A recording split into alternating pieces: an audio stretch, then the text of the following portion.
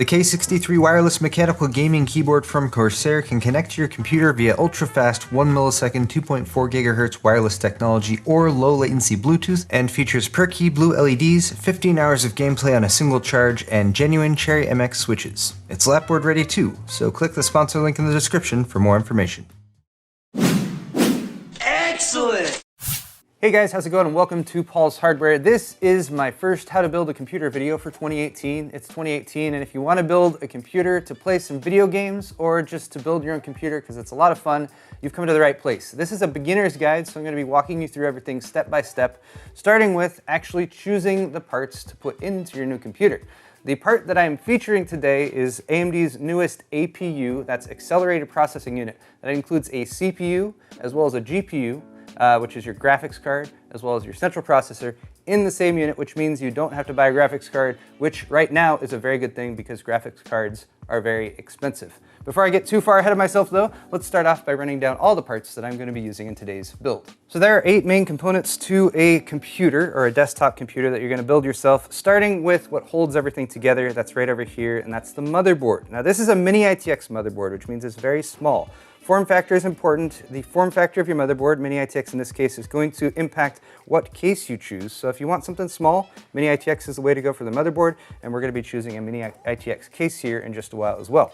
You want to make sure that the sockets at the center here is compatible with your processor. So the socket we're using today is AMD's AM4 socket, and that is of course compatible with our AMD Ryzen 3 2200G APU, so it's going to slot in right there. You've also got some other slots in here for memory, for example, over on this side, as well as places to plug in power, as well as some connectors for storage, and we'll get into that as we actually start to build. Next up is our processor. So this here is our 2200G from AMD, and again, this is both a quad-core CPU as well as a graphics card, not a graphics card, but your graphics capabilities are integrated into that as well.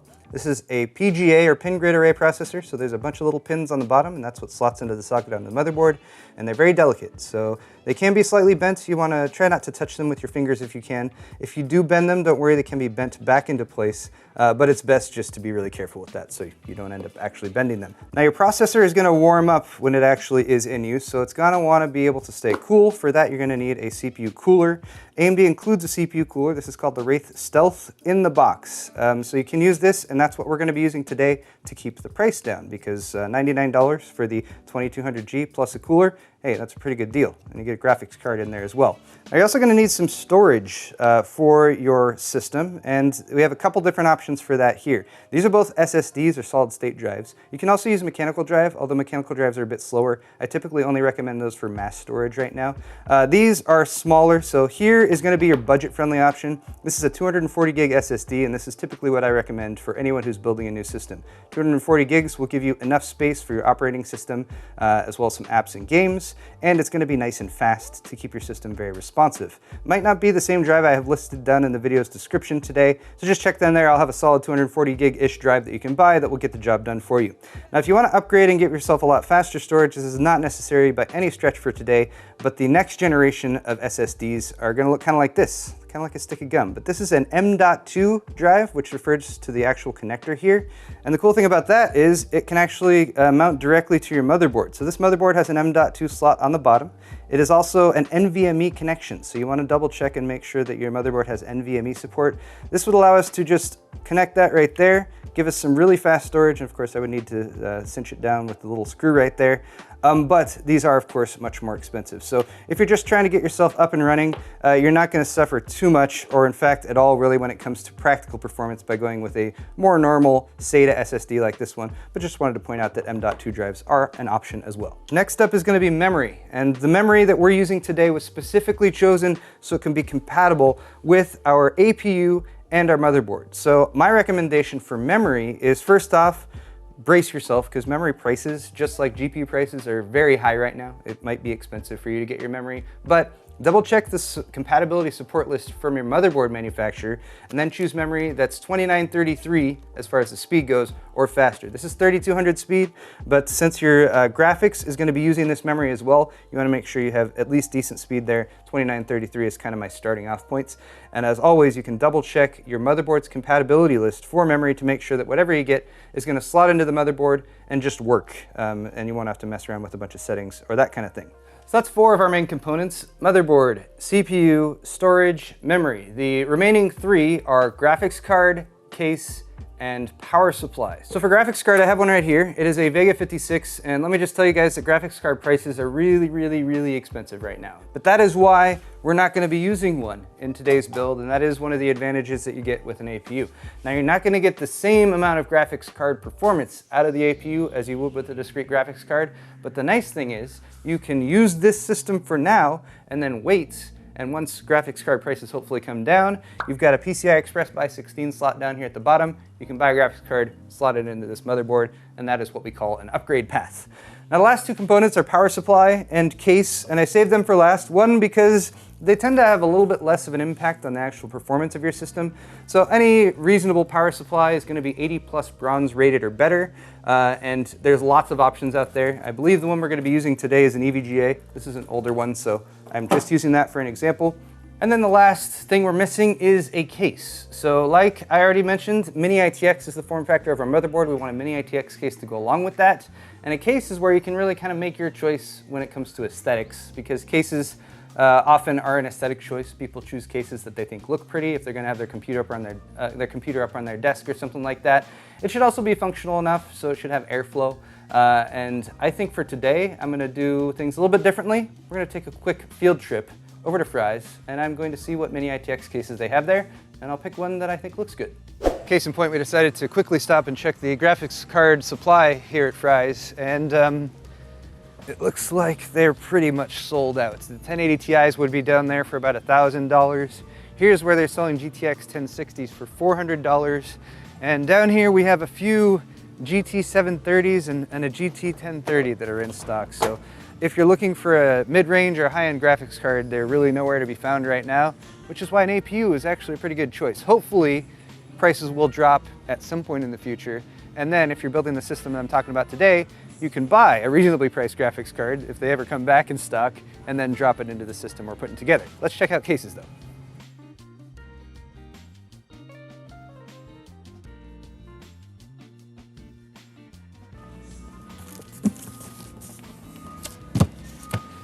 This is the Core V1, and it is a Mini ITX case, and I have actually never built in it. So I think this will get the job done. All right, guys, we're back from Fry's. We had some lunch, and now we're ready to build. So the case we decided on was the Core V1. This is from Thermaltake. It's a $50 case, and it was actually one of the only Mini ITX cases that they had there at Fry's. There were a few other ones, but they were crappy, so this is the one we decided on. Parts list, of course, is in the video's description again, and I've gone ahead and taken everything here and priced everything, and if you exclude the memory, the parts list we're looking at right now is about $365. Now the memory, if you get a 16 gig kit and you want fast memory and you want something that's compatible with Ryzen, is going to cost about $200 right now, which is pretty expensive. You can get a single 8 gig stick instead, which will sort of tide you over. You can get by for about $100. So ultimately, this entire system build is going to cost you somewhere between $475 and $575, depending on how much memory you put in it.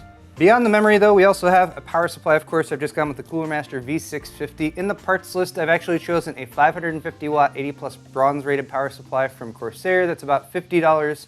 That will get you by just fine. I'm using this one because it's what I have on hand. Beyond that though, all the rest of the parts are the same ones that I've listed off, so it is time to get building. If you're building at home, you're pretty much only going to need one key piece of hardware technology, and that is a screwdriver. Phillips head screwdriver. Now we might be using a few other things as I go on here, so I'll tell you guys those things as I move forward with them. But for the time being, we're gonna go ahead and start by preparing the motherboard. And I'm already bringing in another piece of equipment, and that is just a soft rubber mat. Try to build on a non-conductive surface. Wood works just fine, a cardboard box is just fine. Just don't build on a metal surface like a table or something like that. Getting our motherboard unpacked, we're gonna have inside the motherboard itself, of course, and we're gonna have a few accessories that we want to keep ready to use. This is the I/O shield, the input-output shield, and that kind of lines up with the back of the motherboard. We'll install that in the case before we put the motherboard in. We're gonna need a single serial ATA cable, and that is to connect up our SSD. And then we're also going to need the Wi-Fi adapter. Since this motherboard includes Wi-Fi, this is the antenna, and that's just so once we actually get the system up and running, we can connect that up. In order to connect it to Wi-Fi, download Windows and Windows updates and all that good stuff. Next, we'll unbox our processor. I've already used this one, which is why the seal is broken, but I repacked it to give you guys the exact same experience. Inside we have our processor itself and our heatsink fan. This is the Wraith Spire heatsink fan. And apart from the heatsink fan itself, you're gonna definitely need to have some thermal paste. Now, if you're buying this brand new, you'll have some thermal paste pre-applied on the bottom of the Wraith Spire cooler. So that's what we're gonna use today. It's already pre-applied, so you don't have to worry about it. Just don't touch it before you install the processor and get the heatsink fan installed as well. Next up, our CPU, and that comes in a little clamshell. Keeps it protected. Until you're ready to install this, probably keep it in here. And again, bear in mind, there are a bunch of pins on the bottom of the CPU, and those are fairly delicate, so you don't want to bend those or anything like that. The CPU itself can be handled by the edges, most ideally. You want to minimize contact with the top here, as well as the pins on the bottom, and that's simply to keep oils from your fingers to getting all over it and that kind of thing.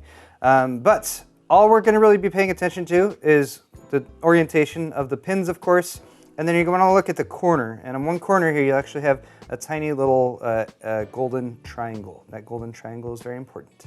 So keep an eye where that golden triangle is, and then take a look at your AM4 socket down here on the motherboard itself. You're going to have a little lever arm on the side, so just pull that out ever so slightly and lift it up. That will open the socket, and it's ready for the CPU now.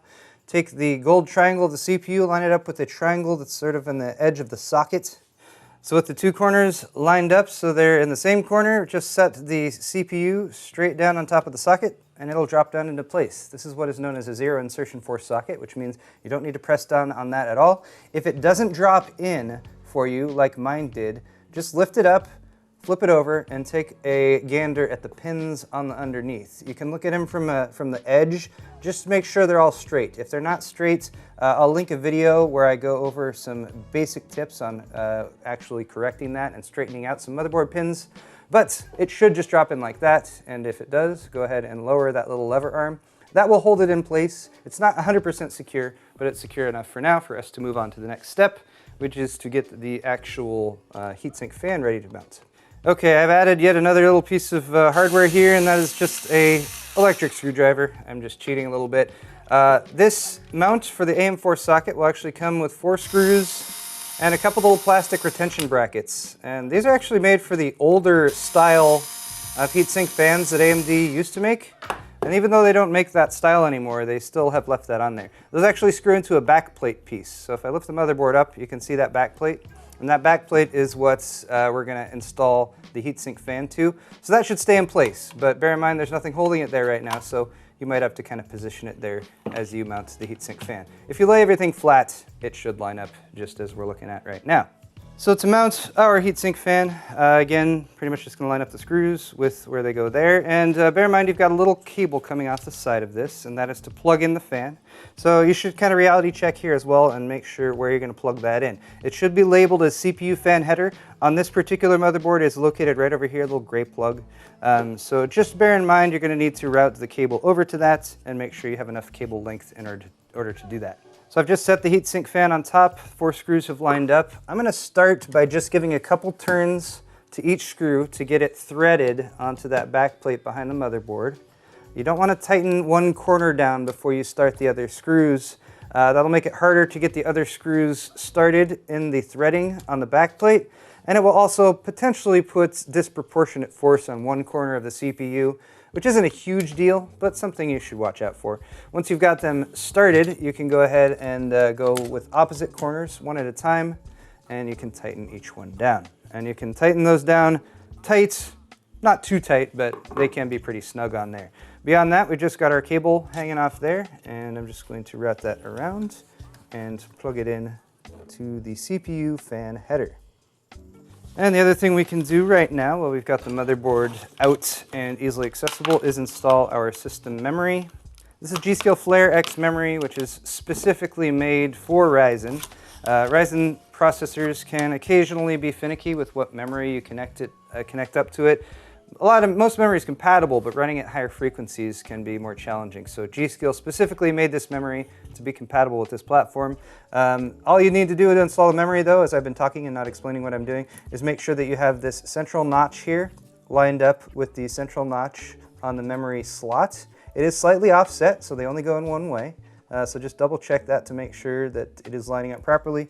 Each edge will fit into the slot on either side, and it'll kind of sit like that, and then you just need to push firmly down on both sides, and it'll kind of snap into place. It gives a very satisfying snap, and these little catches on the side will pop up and hold it in. So our motherboard is pretty much good to go. We're going to set this aside and start working on the case.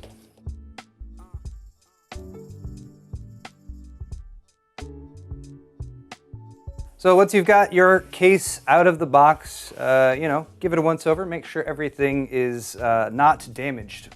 This case is very small, very boxy, but you're basically going to have two side panels on either side.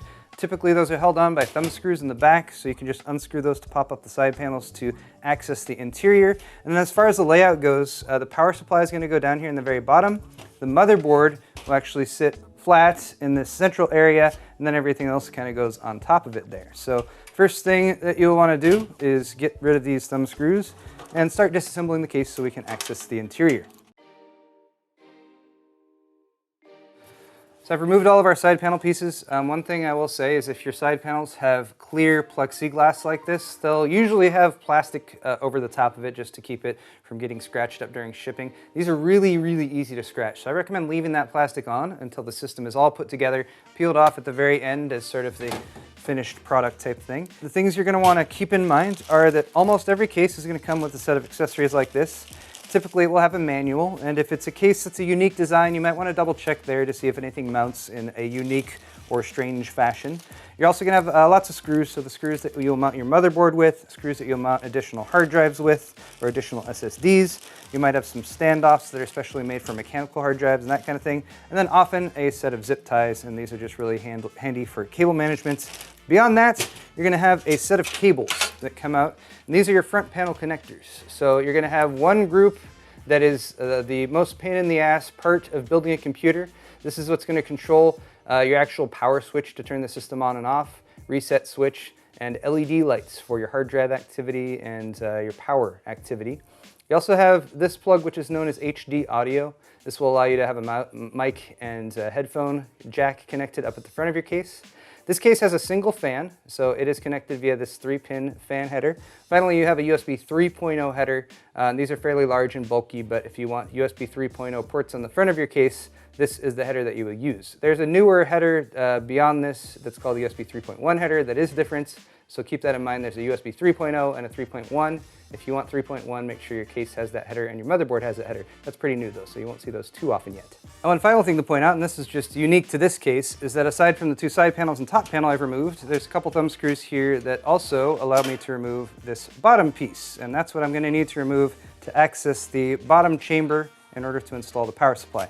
Also bear in mind there's a dust filter down here, so it's a little plastic and kind of got to work to get it off, but that will go just beneath your power supply so that as it is running its fan to pull air in, it'll suck up dust right there, and you can pull that off in order to clean. Having dust filtration in your computer is always nice to have.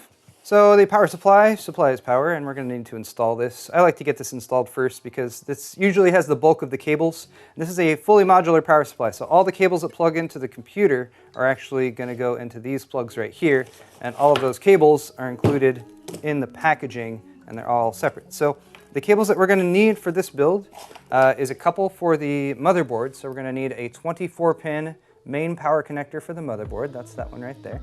And there's the corresponding plug on the motherboard. Bear in mind there's a catch on one side of the plug, and there's a little catch on one side of the plug on the motherboard too, so it will actually stay connected when you plug it in, like so. Ta-da. Hey, that went in pretty easy. And then there's one other power plug on the motherboard. This is what is known as EPS power, supplemental CPU power. On this particular board, it's tucked away, kind of in not the most convenient position, but it's right up there. And this will sometimes be a 4-pin plug, and sometimes it'll be an 8-pin plug, depending on how much power you have going to the processor. So on the power supply side, you might have a split plug like this, an 8 and an 8, but they just fit in here side by side and plug in like that. Now for the record, I'm plugging this stuff in outside of the case just to demonstrate it right here. I'm actually going to unplug these when I install the power supply right now. Now aside from your main 24 pin, which is going to connect up right there, and your supplemental CPU power, which is going to connect up right there, you might also have what is known as PCI Express graphics, 8-pin or 6-pin PCI Express graphics. Those will also connect up to these same 8-pin plugs right here that the CPU plug connects to. Just bear in mind that the other side of the plug is different. So these are typically labeled PCI Express graphics. They're usually a 6-pin plug and then have an optional 2 pins on the other end that you can detach depending on the configuration of your graphics card.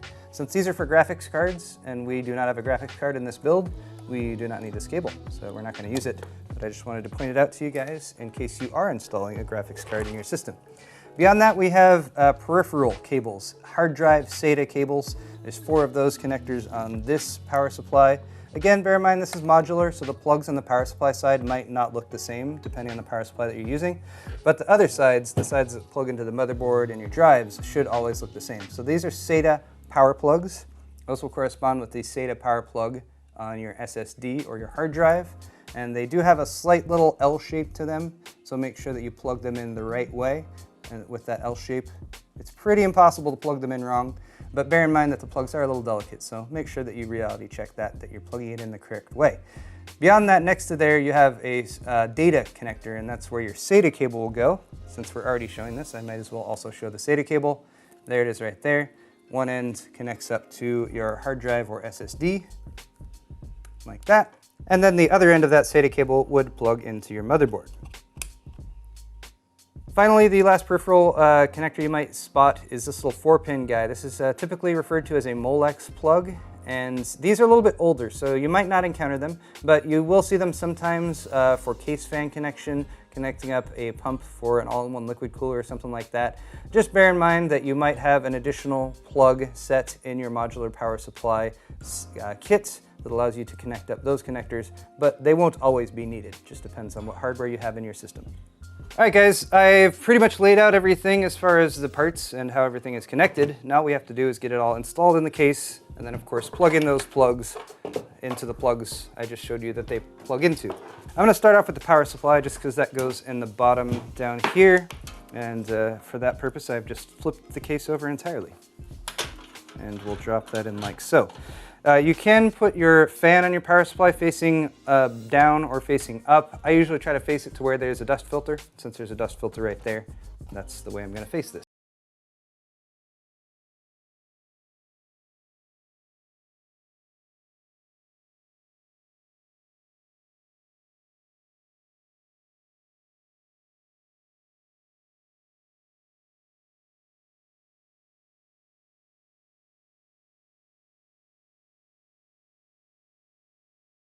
I will probably come to regret, which is to reinstall this bottom piece. I probably won't need to access it down there again, but you know, if things get tight, I can always pull this back off. Now I've routed all these cables up here, kind of up. They're not where they need to be, but they're up here, so I can see what's what. And then at the bottom here is kind of where your motherboard will go, and there are 4 mounting points for this. 1, 2, 3, and 4. Bear in mind, since this is a mini ATX build, it's very small. If you're using a larger, like a micro ATX or a full-size ATX case, you might have 5, 6, 7, 8, or 9 standoff points. But make sure you have standoffs or the raised mounting points there. You do not want to mount the motherboard directly to the case. Forgetting standoffs is something, I don't know how common it is, but it's definitely something you want to avoid because it can damage your hardware if it's not done properly. Remember the I/O shield? That lines up with the inputs and outputs on the back of the motherboard, so just like that, but it's got to go in the case.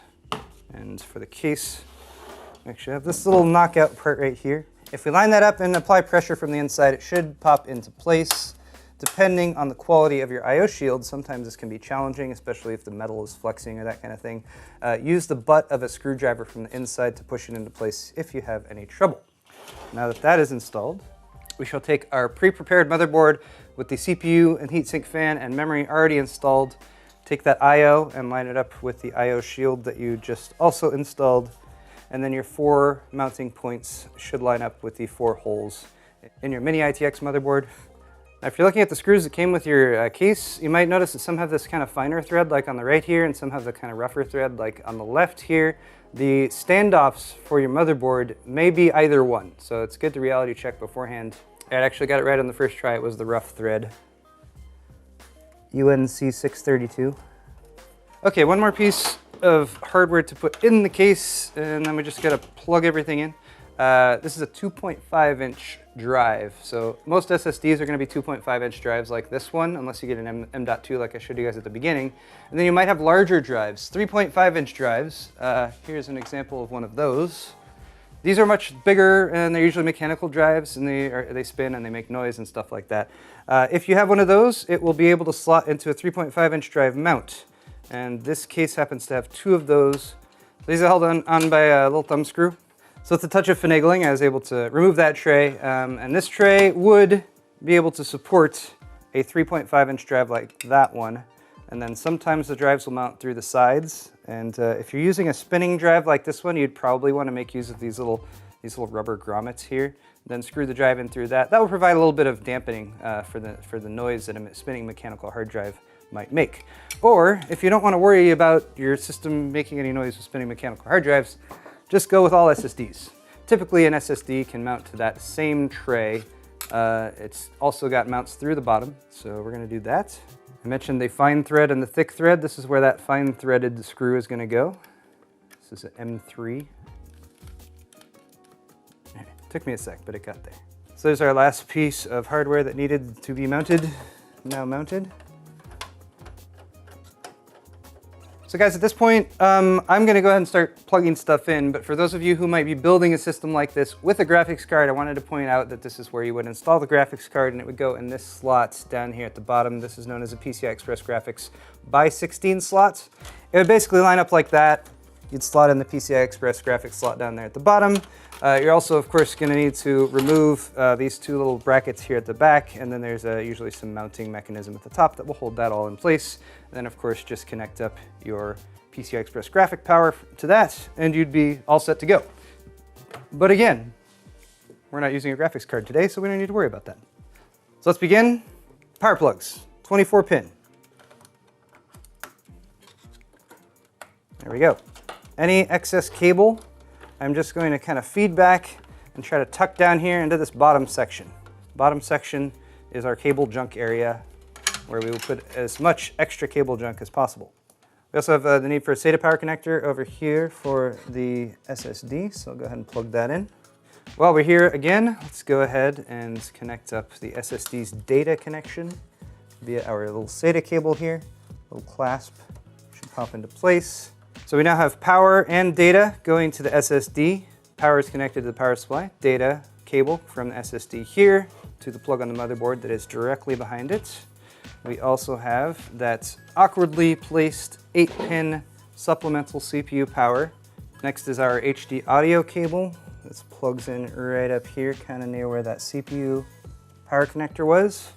All of these connectors on the motherboard are all labeled on the motherboard itself, but the motherboard manual is actually a really good resource to go to if you're not positive where the actual plugs might plug into. Other than that, we just have the USB 3 and this extra fan plug for our front intake fan. So I mentioned how much I hate front panel connectors. They're always really annoying. These are, if you can see, they're kind of color-coded right there. The 9 or so pins that I'm sort of trying to point towards. Oh, that's really challenging. Anyway, they're all right there. They're all labeled, and I'm going to attempt to plug them in. Making this even more difficult is the fact that some of them are labeled plus or minus, positive or negative. The LEDs, power LED and hard drive LED, are the only pins you need to worry about that plus minus on. Everything else doesn't matter if it's plugged in one way or the other. All right, those front panel connectors sure were annoying, but as you maybe can see, most of the cables going over to plug into the motherboard are kind of in this area right here. Beyond that, you will probably notice kind of a rat's nest of cables that's just down here in the front, up in front of the power supply. That's not a big deal because most of the air is coming in from the front of the case, and it's going to be flowing up here and over most of your components that you're worried about.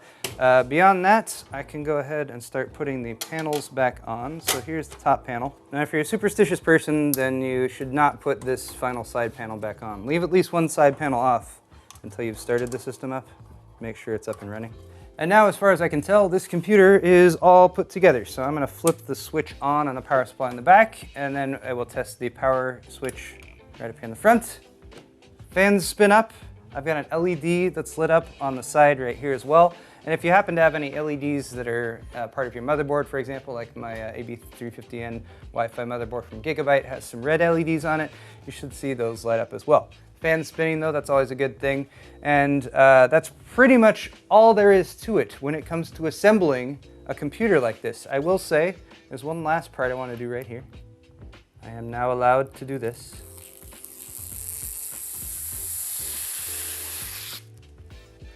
And with that, we have a functional gaming PC, and we didn't even have to spend $1,000 on a $250 graphics card. So that's pretty nice. I like that. Also, really like the fact that you could pop in a discrete graphics card to this system and upgrade it if they become more affordable in the future.